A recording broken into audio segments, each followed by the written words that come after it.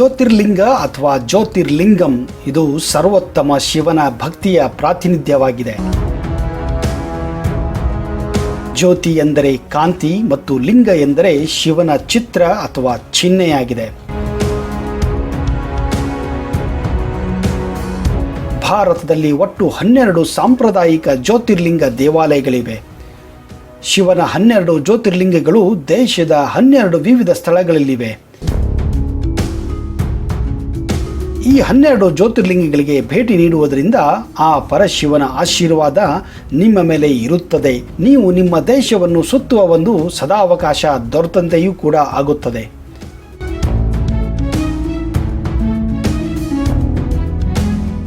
ಅಷ್ಟೇ ಅಲ್ಲದೆ ಹಿಂದೂ ಪುರಾಣ ಪ್ರಕಾರ ಹೇಳುವ ಹಾಗೆ 12 ಜ್ಯೋತಿರ್ಲಿಂಗಗಳಿರುವ ಈ 12 ಸ್ಥಳಗಳಲ್ಲಿ ಶಿವನು ತನ್ನ ಭಕ್ತರಿಗೆ ವರವನ್ನು ನೀಡಲು ಅವತಾರವನ್ನು ಎತ್ತಿದ್ದಾನೆ ಎಂದು ಕೂಡ ಹೇಳಲಾಗುತ್ತದೆ.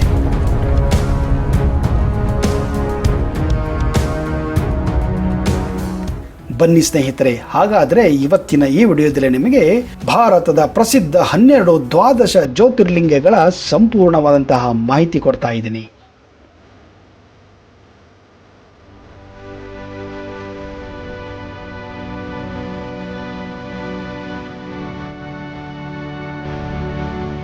ಸೋಮನಾಥ ದೇವಸ್ಥಾನ. ಸೋಮನಾಥ ದೇವಸ್ಥಾನ ಗುಜರಾತ್. ಇದನ್ನ ಆದಿತ್ಯ ಜ್ಯೋತಿರ್ಲಿಂಗ ಎಂದು ಕೂಡ ಕರೆಯುತ್ತಾರೆ. ಯಾಕಂದರೆ ಇದು ಜ್ಯೋತಿರ್ಲಿಂಗಗಳಲ್ಲಿ ಮೊಟ್ಟ ಮೊದಲ ಜ್ಯೋತಿರ್ಲಿಂಗವಾಗಿದೆ. ಈ ಸೋಮನಾಥ ದೇವಸ್ಥಾನವು ಗುಜರಾತದ ಸೌರಾಷ್ಟ್ರ ಪ್ರಾಂತ್ಯದ ಕಾತಿಯಾವಾರ್ ಪ್ರದೇಶದ ಪ್ರಭಾಸ್ ಪ್ರದೇಶದಲ್ಲಿದೆ. ವೇರಾವಾಲ್ನಲ್ಲಿರುವ ಸೋಮನಾಥ ದೇವಾಲಯವನ್ನು ವಿಶ್ವದ ಅತ್ಯಂತ ಪೂಜ್ಯ ಮತ್ತು ಪ್ರಸಿದ್ಧ ಶಿವ ದೇವಾಲಯಗಳಲ್ಲಿ ಒಂದೆಂದು ಪರಿಗಣಿಸಲಾಗಿದೆ. ಏಕೆಂದರೆ 12 ಜ್ಯೋತಿರ್ಲಿಂಗಗಳಲ್ಲಿ ಇದೇ ಮೊದಲನೆಯದು ಎಂದು ನಂಬಲಾಗಿದೆ.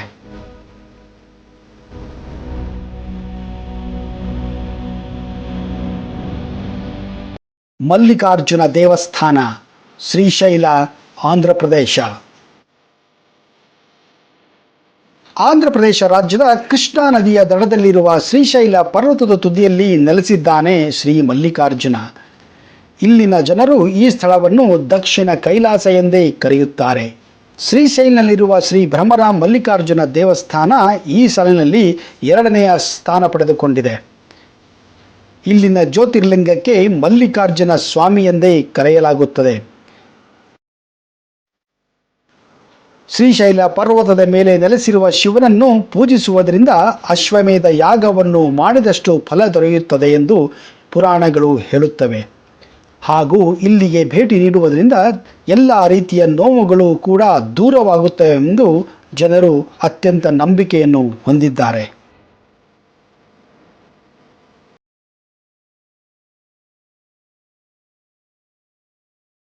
ಮಹಾಕಾಳೇಶ್ವರ, ಉಜ್ಜಯಿನಿ, ಮಧ್ಯಪ್ರದೇಶ. 3ನೆಯ ಜ್ಯೋತಿರ್ಲಿಂಗ ಮಹಾಕಾಲ ಅಥವಾ ಮಹಾಕಾಳೇಶ್ವರ ಎಂದು ಪ್ರಸಿದ್ಧಿಯಾಗಿದೆ. ಈ ಜ್ಯೋತಿರ್ಲಿಂಗವು ಮಧ್ಯಪ್ರದೇಶದ ಉಜ್ಜಯಿನಿಯಲ್ಲಿದೆ. ಪ್ರಾಚೀನ ಸಾಹಿತ್ಯದಲ್ಲಿ ಇದನ್ನು ಅವಂತಿಕಾಪುರಿ ಎಂದು ಕೂಡ ಕರೆಯುತ್ತಿದ್ದರು. ಇಲ್ಲಿ ಭಗವಾನ್ ಮಹಾಕಾಳೇಶ್ವರನ ಭವ್ಯವಾದ ಜ್ಯೋತಿರ್ಲಿಂಗವಿದೆ. ಇಲ್ಲಿರುವ ಲಿಂಗವನ್ನು ಸ್ವಯಂಭೂ ಎಂದು ಪರಿಗಣಿಸಲಾಗುತ್ತದೆ ಮತ್ತು ಲಿಂಗದ ಪ್ರಭಾವ ಅತ್ಯಂತ ಪವಾಡ ಶಕ್ತಿ ಇರುವಂಥದ್ದು ಎಂದು ಕೂಡ ಹೇಳಲಾಗುತ್ತದೆ. ದೇವಾಲಯದ ಸಂಕೀರ್ಣದೊಳಗೆ 100ಕ್ಕೂ ಹೆಚ್ಚು ಪುಟ್ಟ ದೇವಾಲಯಗಳಿದ್ದು ಹೆಚ್ಚಿನ ದಿನಗಳಲ್ಲಿ ಇದು ಜನರಿಂದ ಕಿಕ್ಕಿರಿ ತುಂಬಿರುತ್ತದೆ.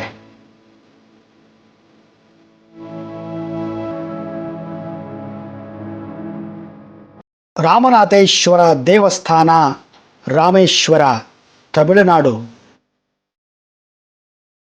ಇದು ತಮಿಳುನಾಡಿನಲ್ಲಿರುವ ರಾಮೇಶ್ವರ ದ್ವೀಪದಲ್ಲಿದೆ.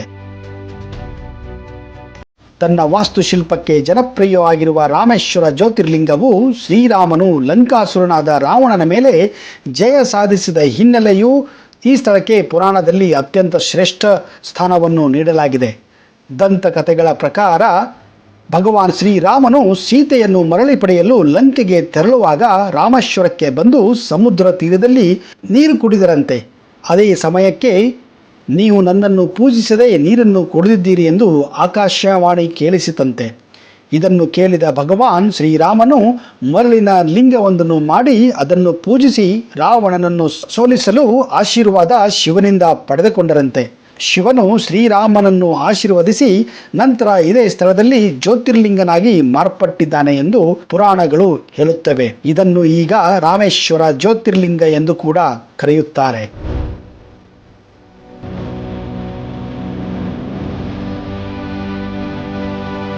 ಓಂಕಾರೇಶ್ವರ, ಖಾಂಡ್ವಾ, ಮಧ್ಯಪ್ರದೇಶ. 4ನೇ ಸಾಲಿನಲ್ಲಿ ಇರುವಂತಹ ಈ ಜ್ಯೋತಿರ್ಲಿಂಗ ಖಾಂಡ್ವಾದಲ್ಲಿರುವ ಓಂಕಾರೇಶ್ವರ ದೇವಸ್ಥಾನವು ಶಿವನಿಗೆ ಅರ್ಪಿತವಾದಂತಹ ಭಾರತದ ಅತ್ಯಂತ ಪೂಜ್ಯ ಸ್ಥಳಗಳಲ್ಲಿ ಒಂದಾಗಿದೆ. ನರ್ಮದಾ ನದಿಯಿಂದ ಮಂದಾತ ಅಥವಾ ಶಿವಪುರಿ ಎಂಬ ದ್ವೀಪದಲ್ಲಿ ಸ್ಥಾಪಿತವಾಗಿರುವ ಇಲ್ಲಿನ ಲಿಂಗವು ಓಂ ಆಕಾರದಂತೆ ಕಾಣುತ್ತದೆ.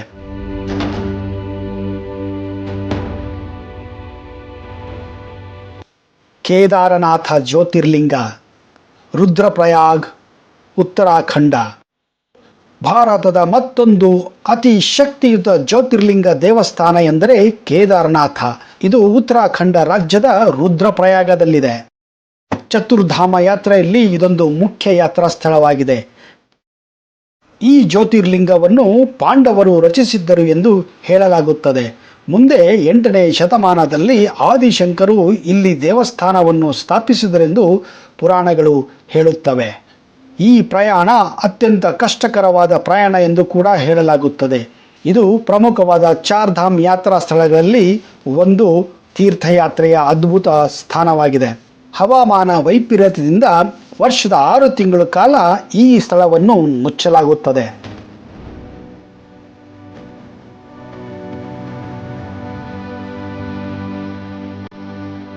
ಭೀಮಾಶಂಕರ ದೇವಸ್ಥಾನ, ಮಹಾರಾಷ್ಟ್ರ. ಮಹಾರಾಷ್ಟ್ರದ ಭೀಮಾಶಂಕರವು ಪುಣೆಯಿಂದ ಕೇವಲ 100 ಕಿಲೋಮೀಟರ್ ದೂರದಲ್ಲಿದ್ದು ಇದು ಸಹ್ಯಾದ್ರಿ ಶ್ರೇಣಿಯ ಬೆಟ್ಟಗಳ ಮೇಲಿದೆ. ಇಲ್ಲಿನ ದೇವಾಲಯವು ಪ್ರಕೃತಿ ರಮಣೀಯ ಸ್ಥಳವಾಗಿದ್ದು ಇದು ಚಾರಣಿಕರಿಗೆ ಹಾಗೂ ಭಕ್ತಾದಿಗಳಿಗೆ ಸ್ವರ್ಗ ಎನಿಸುತ್ತದೆ.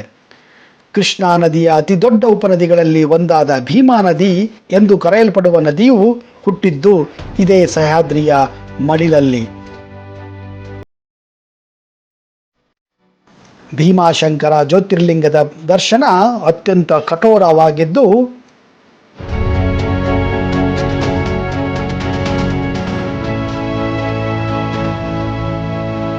ಕಾಶಿ ವಿಶ್ವನಾಥ ದೇವಸ್ಥಾನ, ವಾರಣಾಸಿ, ಉತ್ತರ ಪ್ರದೇಶ. ಪವಿತ್ರ ಗಂಗಾ ನದಿಯ ದಡದಲ್ಲಿರುವ ವಿಶ್ವನಾಥ ದೇವಾಲಯವು 12 ಜ್ಯೋತಿರ್ಲಿಂಗಗಳಲ್ಲಿ ಒಂದು ಪ್ರಸಿದ್ಧ ಹಾಗೂ ಪವಿತ್ರವಾದಂತಹ ಜ್ಯೋತಿರ್ಲಿಂಗ ಎಂದು ಪರಿಗಣಿಸಲಾಗಿದೆ. ವಿಶ್ವೇಶ್ವರ ಎಂದರೆ ಬ್ರಹ್ಮಾಂಡವನ್ನೇ ಆಳುವನು ಎಂದರ್ಥ. ಪ್ರಾಚೀನ ಹಿಂದೂ ಧರ್ಮ ಗ್ರಂಥಗಳಲ್ಲೂ ಈ ದೇವಾಲಯದ ಉಲ್ಲೇಖವಿದೆ. ಮಹಾದೇವನ ದರ್ಶನಕ್ಕಾಗಿ ಪ್ರಪಂಚಾದ್ಯಂತ ಜನರು ಇಲ್ಲಿಗೆ ಬರುತ್ತಾರೆ.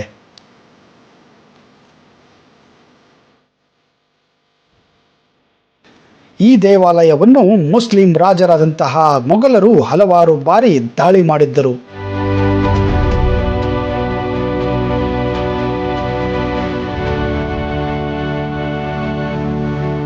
ತ್ರಂಬಕೇಶ್ವರ ದೇವಸ್ಥಾನ, ನಾಸಿಕ್, ಮಹಾರಾಷ್ಟ್ರ. ಗೋದಾವರಿ ನದಿಯ ದಡದಲ್ಲಿರುವ ನಾಸಿಕ್ನ ತ್ರಿಂಬಕೇಶ್ವರ ಅಥವಾ ತ್ರಯಂಬಕೇಶ್ವರ ಶಿವನಿಗೆ ಅರ್ಪಿತವಾದಂತಹ ಪ್ರಾಚೀನ ಹಿಂದೂ ದೇವಾಲಯಗಳಲ್ಲಿ ಒಂದಾಗಿದೆ. ಪ್ರತಿ 12 ವರ್ಷಕ್ಕೊಮ್ಮೆ ಪವಿತ್ರ ಕುಂಭಮೇಳ ನಡೆಯುವ 4 ನಗರಗಳಲ್ಲಿ ನಾಸಿಕ್ ಕೂಡ ಒಂದಾಗಿದೆ.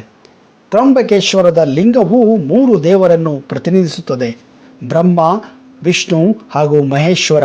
ಇದು ಈ ಜ್ಯೋತಿರ್ಲಿಂಗದ ವಿಶೇಷತೆಯಾಗಿದೆ.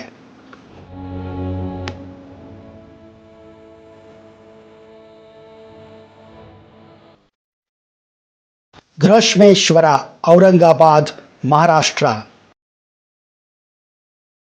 ಗೃಹಶ್ಮೇಶ್ವರ ಜ್ಯೋತಿರ್ಲಿಂಗ ಮಹಾರಾಷ್ಟ್ರದ ಔರಂಗಾಬಾದ್ ಬಳಿ ಇರುವಂತಹ ದೌಲತಾಬಾದ್ನಿಂದ ಕೇವಲ 20 ಕಿಲೋಮೀಟರ್ ದೂರದಲ್ಲಿದೆ. ಗೃಹಶ್ಮೇಶ್ವರ ಜ್ಯೋತಿರ್ಲಿಂಗ ಇದು ಅತ್ಯಂತ ಜನಪ್ರಿಯ ಜ್ಯೋತಿರ್ಲಿಂಗಗಳಲ್ಲಿ ಒಂದಾಗಿದೆ. ಯಾತ್ರಾ ಸ್ಥಳಗಳಾದಂತಹ ಅಜಂತ ಹಾಗೂ ಎಲ್ಲೋರ ಗುಹೆಗೆ ಅತ್ಯಂತ ಹತ್ತಿರವೂ ಆಗಿದೆ. ವೈದ್ಯನಾಥ ಜ್ಯೋತಿರ್ಲಿಂಗ, ಜಾರ್ಖಂಡ. ವೈದ್ಯನಾಥ ಅಥವಾ ಬೈದ್ಯನಾಥ ಇದು ಭಾರತದಲ್ಲಿ ಒಂದು ವಿವಾದಿತ ಜ್ಯೋತಿರ್ಲಿಂಗದ ದೇವಸ್ಥಾನವಾಗಿದೆ. ದೇಶದ ಪ್ರಮುಖ 3 ರಾಜ್ಯಗಳು ಈ ಬೈದ್ಯನಾಥ ಜ್ಯೋತಿರ್ಲಿಂಗವು ತಮ್ಮ ರಾಜ್ಯದಲ್ಲಿದೆ ಎಂದು ಹೇಳುತ್ತಾ ಬಂದಿವೆ. ಬಾಬಾ ಧಾಮ್ ಎಂದು ಕರೆಯಲ್ಪಡುವ ಈ ಸ್ಥಳಕ್ಕೆ ಪ್ರತಿ ವರ್ಷ ಹಿಂದೂಗಳು ಶ್ರಾವಣ ಮಾಸದಲ್ಲಿ ಬಂದು ಶಿವಲಿಂಗಕ್ಕೆ ನೀರನ್ನು ಎರೆಯುತ್ತಾರೆ. ಈ ದೇವಾಲಯದಲ್ಲಿರುವ ಆತ್ಮಲಿಂಗವನ್ನು ಸ್ಪರ್ಶಿಸಿದರೆ ಎಲ್ಲ ಪಾಪಗಳಿಂದ ಮುಕ್ತಿ ಹೊಂದುತ್ತದೆ ಎಂದು ಪುರಾಣಗಳು ವಿವರಿಸುತ್ತವೆ. ನಾಗೇಶ್ವರ ಜ್ಯೋತಿರ್ಲಿಂಗ, ದ್ವಾರಕಾ, ಗುಜರಾತ್.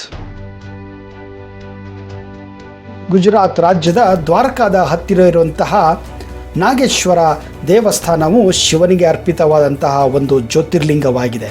ಈ ದೇವಾಲಯವು ಶಿವ ಪುರಾಣದಲ್ಲೂ ತನ್ನ ಉಲ್ಲೇಖವನ್ನು ಕಂಡುಕೊಂಡಿದೆ ಮತ್ತು 12 ಜ್ಯೋತಿರ್ಲಿಂಗಗಳಲ್ಲಿ ಇದೊಂದು ವಿಶೇಷವಾದಂತಹ ಜ್ಯೋತಿರ್ಲಿಂಗ ಆಗಿದೆ.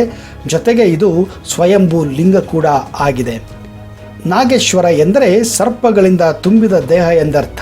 ದ್ವಾರಕಾದಿಂದ ಕೇವಲ 12 ಕಿಲೋಮೀಟರ್ ದೂರದಲ್ಲಿರುವಂತಹ ಈ ಕ್ಷೇತ್ರ ಅತ್ಯಂತ ಶ್ರೇಷ್ಠ ಹಾಗೂ ಪ್ರಭಾವಿ ಜ್ಯೋತಿರ್ಲಿಂಗಗಳಲ್ಲಿ ಒಂದಾಗಿದೆ.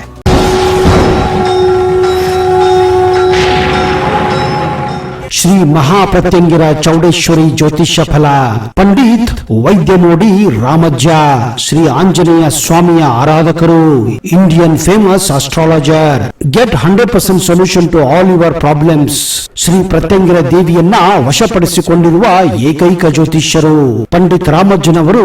ರಾಜಮೋಡಿ, ತಾಳೆಗೆರೆ ಮತ್ತು ನಿಮ್ಮ ಧ್ವನಿಯ ಮೂಲಕ ನಿಮ್ಮ ಭವಿಷ್ಯವನ್ನ ನಿಖರವಾಗಿ ಹೇಳುತ್ತಾರೆ. ಫೋನಿನ ಮೂಲಕ ನೇರ ಪರಿಹಾರದಲ್ಲಿ ಓಪನ್ ಚಾಲೆಂಜ್. ಆಂಜನೇಯ ಸ್ವಾಮಿಯ ಅನುಗ್ರಹದಿಂದ ವಿಶೇಷ ಪರಿಹಾರ ತಿಳಿಸುತ್ತಾರೆ. ನಿಮ್ಮ ಒಂದು ಕರೆ ನಿಮ್ಮ ಭವಿಷ್ಯವನ್ನೇ ಬದಲಾಯಿಸಬಲ್ಲದು. ಇವರ ದೂರವಾಣಿ ಸಂಖ್ಯೆ 9008220252.